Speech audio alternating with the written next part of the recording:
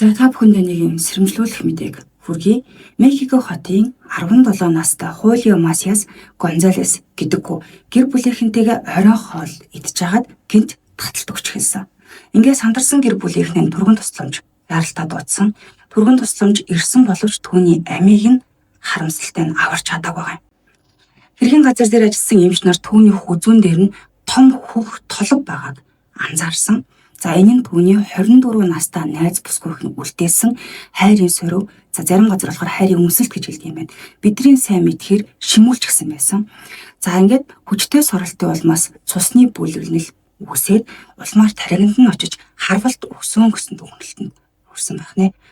Анх сонсоход энэ нь боломжгүй мэд сонсогдож байгаа ч гэсэндээ эмнэлгийн үүднээс тайлбарлах боломжтой бодит механизм гэдэг байна. За шинэ Зеландад мөн 44 настай эмэгтэй хүзүүн дээрээ бас шимүүснээс болоод буюу энэ хайрын өмсөлт гэж нэрлэдэг байгаа.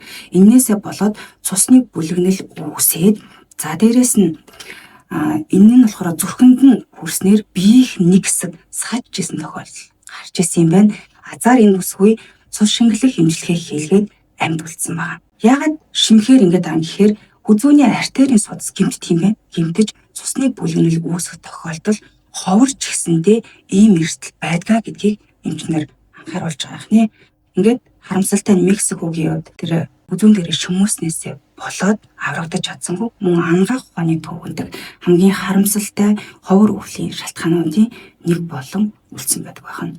Тэгэхээр юмыг яаж мэдгүй одоо хосууд маань энэ дээр бас нэг анхаараарай. Эзэгэнд хаарна гэдэг шиг юм болохгүй. Ямар ч гэсэн ингээ хүзүүн дээр хамаагүй шимж бас болдог байх нэ.